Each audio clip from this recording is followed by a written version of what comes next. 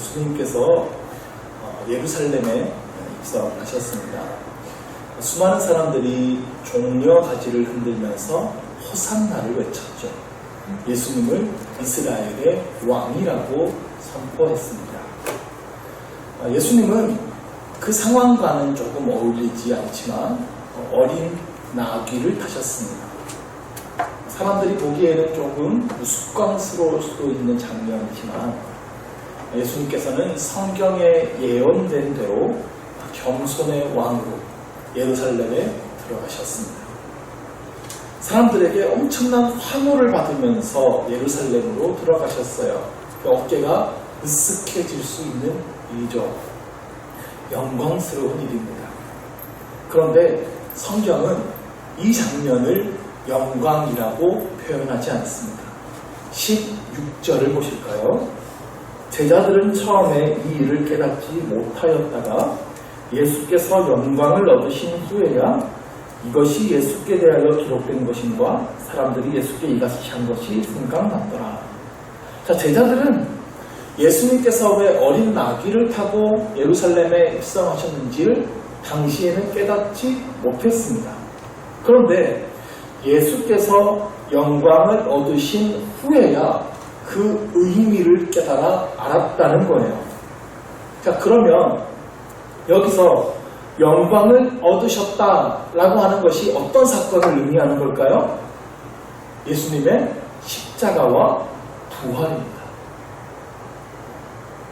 오늘 새벽에도 그런 말씀 드렸는데요. 사람들이 생각하는 영광과 하나님이 생각하는 영광은 다릅니다.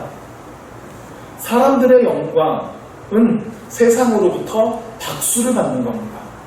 사람들에게 칭송을 받고 높임을 받으면 그것을 영광이다 라고 말하죠. 그런데 하나님의 영광은 다릅니다. 하나님의 영광은 하나님의 본질이 세상에 나타나면 그것을 하나님의 영광이 나타났다 라고 말합니다. 하나님 자체가 영광스러운 분이시기 때문에 그래요. 하나님의 뜻이 이 땅에 이루어지면 그것이 하나님의 영광입니다. 그러니까 이 땅의 백성들에게 하나님의 은혜와 긍휼이 베풀어지는 것, 그것을 하나님의 영광이라고 말하고요. 그들을 구원해서 다시 하나님의 백성으로 삼으시게 되는 그 일, 그것을 하나님의 영광이다 라고 말합니다. 간단히 말하면 하나님의 뜻이 이 땅에 이루어지는 것을 하나님의 영광이라고 말합니다. 그래서 예수님의 십자가와 부활은 하나님께 영광이 되는 겁니다. 세상 사람들이 보기에는 예수님께서 저 사형틀에서 비참하게 돌아가신 것처럼 보여도 세상 모든 사람들의 죄를 사하시기 위해서 예수님께서 죽으신 그 하나님의 오랜 뜻이 이루어진, 그래서 예수님께서 영광을 받으신 사건이 되는 거예요. 그런데 사람들은 이런 하나님의 영광 이런 것엔 관심이 없죠. 그걸 보지 못합니다. 그냥 사람들에게 환호받는 영광만을 원합니다. 그래서 바리새인들은 이날 예수님께 환호하는 그 사람들 때문에 화가 단단히 났어요. 19절입니다. 바리새인들이 서로 말하되 볼지어다 너희 하는 일이 쓸데없다. 보라 온 세상이 그를 따르는도다 하니라. 지금 바리새인들은 제사장들과 함께 예수님을 죽이려는 음모를 꾸미고 있었죠. 근데 이 일을 실행하려면 여론도 중요하지 않습니까? 백성들의 여론도 좀 이렇게 모아져야 정당하게 예수님을 죽일 수 있을 텐데 사람들이 전부 예수님께 환호하는 거예요. 그러니까 이 절망한 거죠. 우리가 이거 아무리 계획 세워봐야 이거 다 쓸데없는 일 아니냐. 백성들이 저렇게 지금 예수님께 환호하는데 우리가 예수님 어떻게 죽이냐. 지금 이런 반응입니다. 그러면서 동시에 바리새인들 안에는 예수님에 대한 질투가 훨씬 커질 수밖에 없죠. 저 환호는 우리가 받았어야 되는데 왜 예수님의 인기가 자꾸 올라가니까 이걸 막을 방법이 없을까. 지금 이런 상황인 거예요. 자, 그때 또 다른 일이 일어납니다. 20절 이하에 보시면 명절에 예배하러 올라온 헬라인 몇이 있었다라고 되어 있습니다. 자, 지금 6월절 명절을 앞두고 있는 상황이에요. 자, 그때가 되면 전 세계에 흩어져서 살던 유대인들이 예루살렘으로 몰려들게 됩니다. 하나님께 6월절 제사를 드리기 위함입니다. 그때 헬라인 몇 사람도 예배하러 왔다는 거예요. 자, 이 사람들은 유대인이 아닙니다. 그러므로 성전에도 들어갈 수 없습니다. 그런데 예루살렘까지 어떻게 알고 그 먼 길을 왔다는 거예요. 자, 당시에 그리스와 로마의 종교들은 굉장히 음란했습니다. 그리고 도덕적으로도 타락한 시대였어요. 그런데 거기에 섞여 사는 유대인들은 그렇지 않거든요. 다른 거예요. 그들은 헬라인들보다는 그래도 도덕적이고 정결한 겁니다. 자, 그 모습을 본 헬라인들 중에서 하나님을 믿게 된 사람들이 있었어요. 아, 저 사람들은 그래도 다르다. 양심이라고 하는 것이 가능한 사람들이에요. 그래서 유대인들이 믿는 하나님 우리도 한번 믿어보겠다. 그렇게 결심하고 성경을 배우고 말씀을 지켜나가는 거예요. 그래서 그들의 관습을 따라 6월절을 지키러 지금 예루살렘까지 온 겁니다. 근데 이들이 예수님에 대한 이야기도 들은 거예요. 예수님께서 가르치셨던 말씀, 예수님께서 행하셨던 그 놀라운 기적들, 그 이야기를 들었겠죠. 그리고 마치 그 예수님께서 예루살렘에 오셨다라는 소식을 들은 겁니다. 그래서 이 헬라인들이 예수님을 만나려고 하는 거예요. 그들이 예수님의 제자 빌립을 어떻게 만나서 우리가 예수님 좀 뵙고 싶습니다 라고 한 거예요. 자, 빌립이 안드레에게 가서 이 사실을 알려요. 그래서 빌립과 안드레가 예수님께 이 소식을 전달하는 겁니다. 어떤 헬라인들이 있는데요, 예수님을 뵙고 싶어 합니다. 그러자 예수님께서 대답하신 말씀이 23절 말씀이에요. 예수께서 대답하여 이르시되 인자가 영광을 얻을 때가 왔도다. 자, 이렇게만 말씀드리면 이 영광이라는 말에 대한 오해가 있을 수 있어서 앞서 제가 하나님의 영광에 대한 말씀을 미리 드렸습니다. 자, 지금 23절 말씀을 지금의 상황에서 쭉 이어서 세상의 시각으로 보면 이런 때가 돼요. 야, 이제 유대인들뿐만 아니라 헬라인들도 나를 알아보는구나. 이제 내가 온 세상 사람들에게 칭송받을 때가 되었다. 나의 때가 왔구나. 그렇게 오해할 수 있죠. 근데 이 말씀은 전혀 그런 뜻이 아닙니다. 예수님은 이 말씀을 이제 내가 십자가를 질 때가 되었다라는 뜻으로 말씀하신 겁니다. 오늘 이 부분까지 자세히 설명드리지는 않겠지만 예수님께서 부활하시고 성령이 임하시는 그때에 이방인들이 하나님께 몰려오게 된다라고 하는 구약의 예언이 있었어요. 그러니까 이방인들이 지금 예수님을 찾아온 이 현상을 보고 예수님은 드디어 십자가를 질 그 하나님의 때가 왔구나라고 예수님께서 말씀하시는 거예요. 예수님은 이제 자신이 십자가를 지실 때가 왔음을 아셨어요. 그래서 이제 요한복음은 예수님의 가르침에 주목하기 시작합니다. 십자가를 지시기 전에 제자들에게 당부하는 마지막 가르침이에요. 그 가르침의 주제는 너희도 십자가를 지고 나를 따라야 한다라는 겁니다. 그 내용이 오늘 말씀부터 17장까지 이어지고요. 18장에 재판받으시고 19장에 죽으시고 20장에 부활하세요. 그렇게 요한복음이 끝나요. 자, 그럼 오늘 말씀이 제자들에게 하시는 그 첫 번째 가르침인데 그것이 아주 유명한 말씀입니다. 24절인데요. 다시 한번 한 목소리로 읽을까요? 내가 진실로 진실로 너희에게 이르노니 한 알의 밀이 땅에 떨어져 죽지 아니하며 한 알 그대로 있고 죽으면 많은 열매를 맺는다. 아멘. 여기서 한 알의 밀은 예수님 자신을 의미합니다. 예수님 자신이 죽으심으로 말미암아 이제 많은 영혼의 열매를 맺게 된다 라고 하는 그 십자가의 진리를 말씀해 주신 거예요. 자, 그런데 25절에는 이런 말씀을 하세요. 자기의 생명을 사랑하는 자는 잃어버릴 것이요 이 세상에서 자기의 생명을 미워하는 자는 영생하도록 보전하리라. 자, 이 말씀은 예수님 자신의 죽음을 가리키는 말 같지가 않죠. 우리에게 뭔가 이제 좀 부담되기 시작하는 말씀이 됩니다. 우리에게도 하시는 말씀처럼 들려요. 분명히요. 그리고 결정적으로 26절에서는 이렇게 말씀하세요. 사람이 나를 섬기려면 나를 따르라. 예수님을 섬기려면 예수님을 따르라고 말씀하시고 나 있는 곳에 나를 섬기는 자도 거기 있을 것이다. 거기가 어디예요? 예수님은 이제 십자가를 지러 가신단 말이에요. 즉 예수님을 섬기려면 이제 너희 제자들도 십자가의 길을 따라가야 한다라고 말씀하시는 거예요.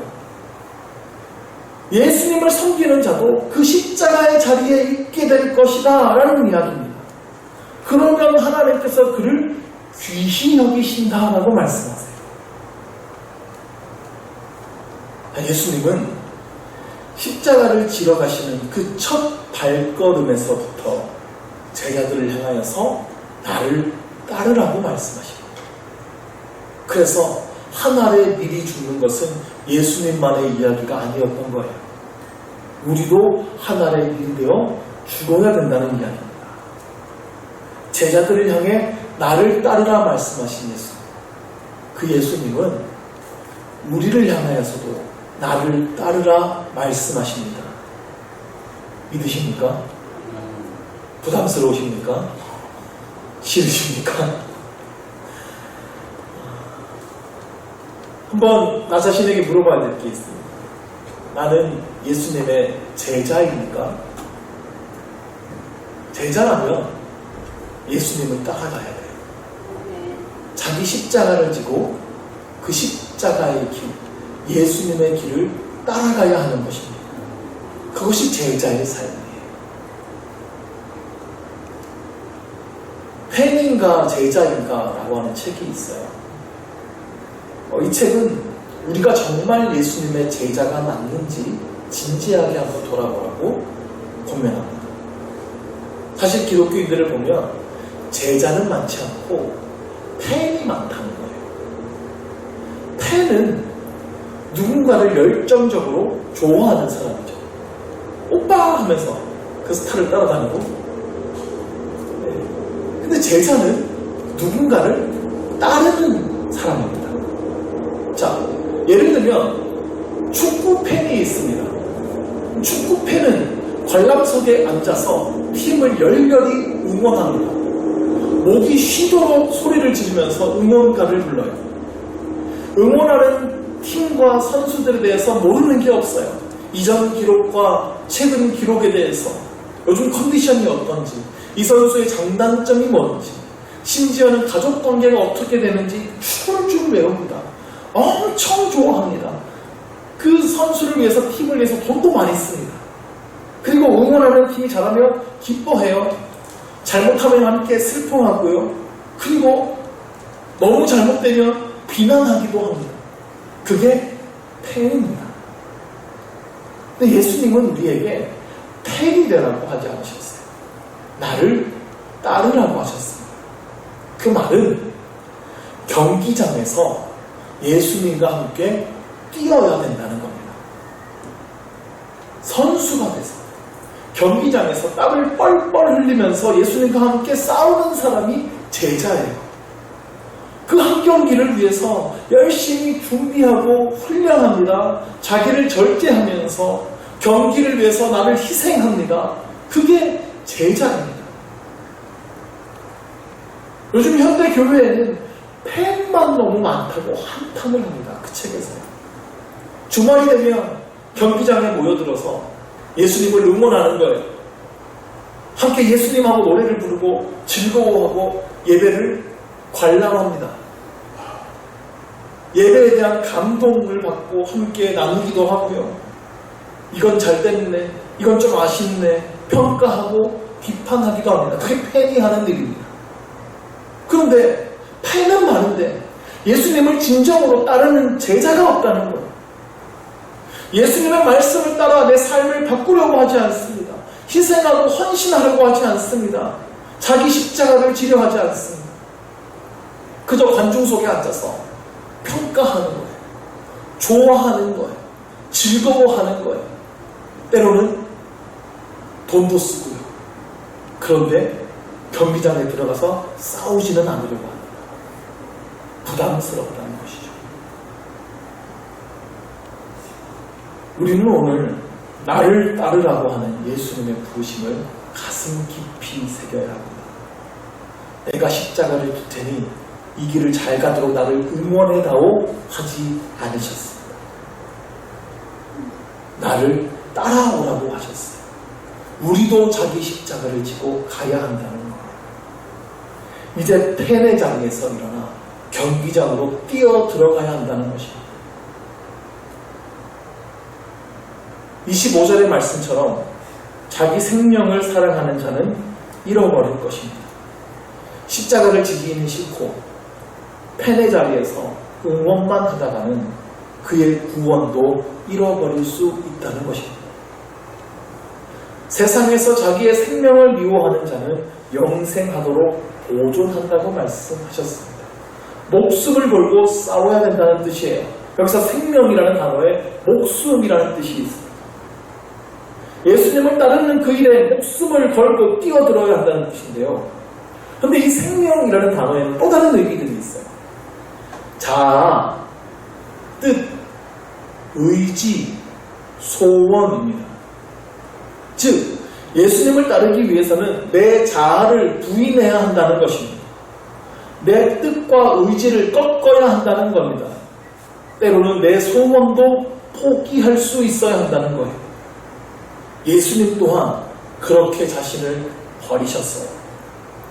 예수님이라고 쉽게 십자가 지신 것 절대 아닙니다. 우리가 26절까지만 읽었는데요. 27절에 보면 예수님의 그 마음이 드러납니다. 지금 내 마음이 괴로우니 무슨 말을 하리요? 아버지여 나를 구원하여 이때를 면하게 하여 주옵소서. 그러나 내가 이를 위하여 이때에 왔나이다. 예수님의 기도예요. 우리가 잘 아는 그 겟세마네 기도와 매우 비슷하죠. 예수님은 끊임없이 자기 십자가를 앞에 두고 이렇게 고뇌하셨던 겁니다. 예수님도 십자가 앞두고 괴로우신 거예요. 아버지여 나를 구원하여 이때를 좀 면하게 해주십시오. 이게 예수님의 기도예요. 예수님에게도 십자가는 피할 수만 있다면 피하고 싶은 심각한 고통이었던 겁니다. 그러나 세상을 구원할 그 하나님의 뜻을 위해, 하나님의 영광을 위해 자신을 버리신 것입니다. 내가 이를 위하여 이때 왔나이다 라고 기도하십니다. 자기에게 주어진 그 사명을 기억하시고 그 주어진 사명을 피눈물을 흘리며 받드는 것입니다. 예수님에게도 십자가 지는 것 쉽지 않은 선택이었습니다. 그럼에도 불구하고 그 길을 가셨어요. 오직 우리를 향한 사랑 때문이었습니다. 그 길이 십자가의 길입니다. 우리도 나를 따르라는 예수님의 부르심 앞에 고민할 수 있습니다. 가다가 넘어질 수도 있고 쓰러질 수도 있어요. 수없이 주저할 수도 있습니다. 그러나 우리는 끝까지 그 길을 가야 합니다. 이 길만이 유일한 길이기 때문에 그래요. 그 길에 천국이 있기 때문에 그렇습니다. 예수님만이 길이세요. 우리가 그 예수님을 따라가는 것만이 우리가 살 유일한 길이라는 겁니다. 그러므로 우리는 눈물을 흘리면서도 예수님처럼 정말 내가 이거 해야만 됩니까? 면할 수 있으면 좀 면하고 싶습니다라고 하면서도 예수님을 따라가야 되는 거예요. 그게 믿음입니다. 예수님을 정말 우리가 믿는다면 정말 믿는다면 관중석에 앉아서 예수님을 응원하는 것이 아니라 그분이 가자 하는 길로 따라 나서야 합니다. 그게 믿음이에요.